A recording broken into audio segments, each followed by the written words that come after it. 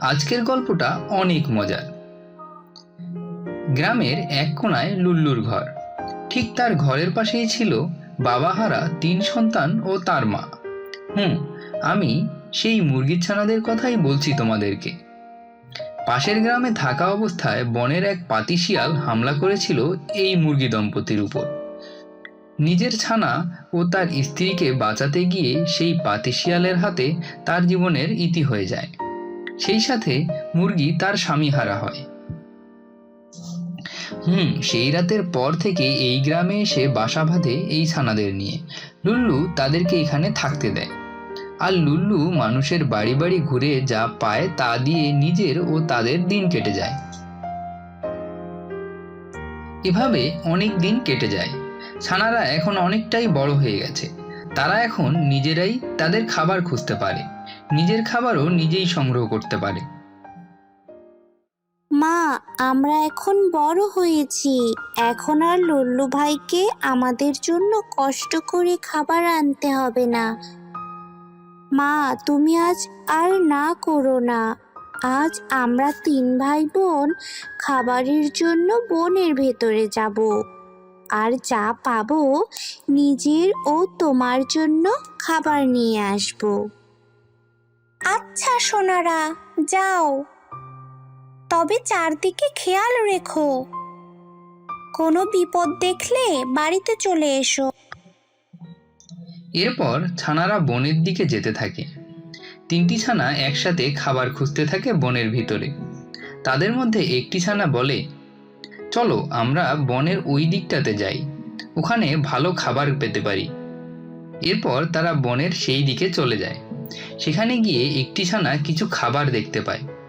অল্প পরিমাণে খাবার দেখে তারা 3 জনই সেই খাবার খেয়ে ফেলে, আর বলতে থাকে, কাল এসে যদি এখানে খাবার পাই তাহলে মায়ের জন্য নিয়ে যাব। তারা বাড়ির দিকে আসতে শুরু করে। দূরে দেখতে পায় এক শিয়াল পণ্ডিত কিছু ছানাদেরকে নিয়ে বসে আছে। তাদের এক ছানা বলে, চলো চলো, ওখানে গিয়ে দেখি কি করছে ওরা ওখানে। না না, আমার মনে হচ্ছে যাওয়া ঠিক হবে না। চলো সবাই, আমরা আজকে বাড়ি যাই। বাসায় গিয়ে সব কথা মাকে বলবো।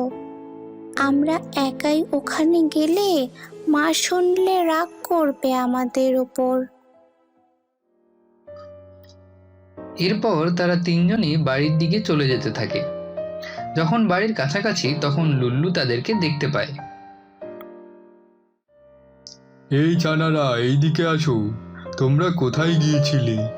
এই রোদের মধ্যে তোমরা 3 জন কি কাজের জন্য বাইরে বের হয়েছো? লুল্লু ভাই, আমরা বনের ধারে খাবারের জন্য গিয়েছিলাম।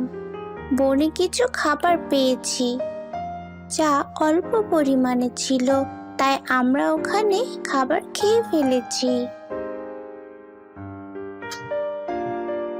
তোমরা তো এখন অনেক বড় হয়েছো, ভালোই হয়েছে। তোমার মায়ের আজ চিন্তা নাই তোমাদের জন্য। তোমরা নিজের খাবার নিজেরাই জোগাড় করতে পারবে। লুল্লু ভাই, বাড়ি ফেরার সময় আমরা দেখলাম দূরে একটা জায়গায় কিছু ছানারা বসে কি যেন করছে। ওখানে ওরা কি করে? তোমরা কি শিয়ালের পাঠশালার কথা বলছো? আমার তো মনে হচ্ছে পাঠশালার কথাই বলছো। পাঠশালা হলো যেখানে ছানাদের লেখাপড়া শিক্ষা দেওয়া হয়, কিন্তু ওখানে তোমাদের একাই যাওয়া ঠিক হবে না। লুল্লু ভাই, ওখানে যদি অন্য ছানারা শিখতে যায় তাহলে আমরাও সেখানে যাব। আমরা পড়ালেখা শিখবো। তুমি মাকে বুঝিয়ে বলো, আমাদের ওখানে যাওয়ার একটা ব্যবস্থা করো। আচ্ছা যা, তোরা এখন বাসায় যা। আমি দেখি তোদের মায়ের সাথে কথা বলবো। ছোট বন্ধুরা, আজ এখানেই শেষ করলাম। তা দেখতে পারবে আগামী পর্বে। আর দেখতে চাইলে চোখ রাখতে হবে iAnimator-এ। ভালো থাকো ছোট্ট বন্ধুরা, খুব দ্রুত পরের পর্ব নিয়ে হাজির হব তোমাদের মাঝে।